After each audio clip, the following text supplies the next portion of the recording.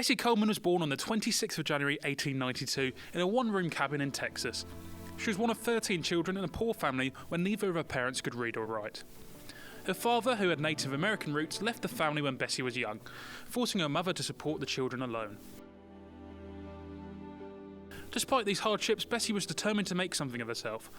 She attended a segregated school and developed a passion for education.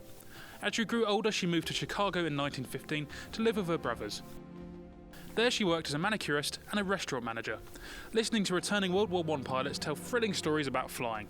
Inspired, she set her sights on becoming a pilot. However, in the US, flight schools wouldn't accept black students, let alone black women. Encouraged by Robert Abbott, the influential publisher of the Chicago Defender, Bessie set her sights on France. With financial backing from Abbott and others, she studied French and travelled to Paris in 1920 to learn how to fly.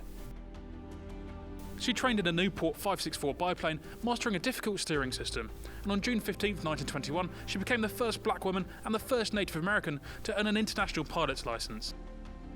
When she returned to the US, she was an instant media sensation. Commercial aviation was still in its infancy, so one of the only ways to make a living as a pilot was through stunt flying. Bessie needed advanced training, so in 1922 she returned to Europe for further instruction, learning from top aircraft designers and military pilots in France, the Netherlands and Germany. When she came back to America, she launched her career as a stunt pilot.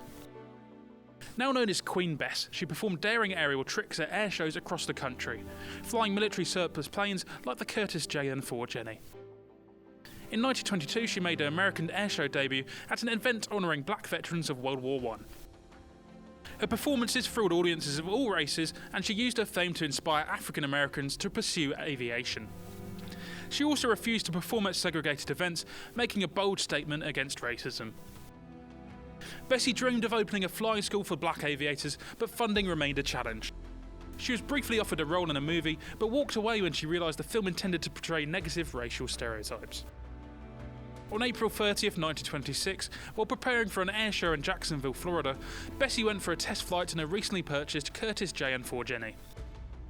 Her mechanic and publicity agent, William D. Wills, was piloting when the plane unexpectedly spun out of control. Bessie, not wearing a seatbelt because she was scouting a parachute jump, was thrown from the aircraft and killed instantly. Moments later, the plane crashed and exploded, also killing Wills. She was just 34 years old. Though she never lived to establish her flying school, Bessie's legacy remained. Her death was widely mourned in the black press, and 10,000 people attended her Chicago funeral.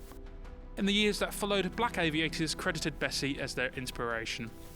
Because of Bessie Coleman, countless African Americans dared to dream of the skies.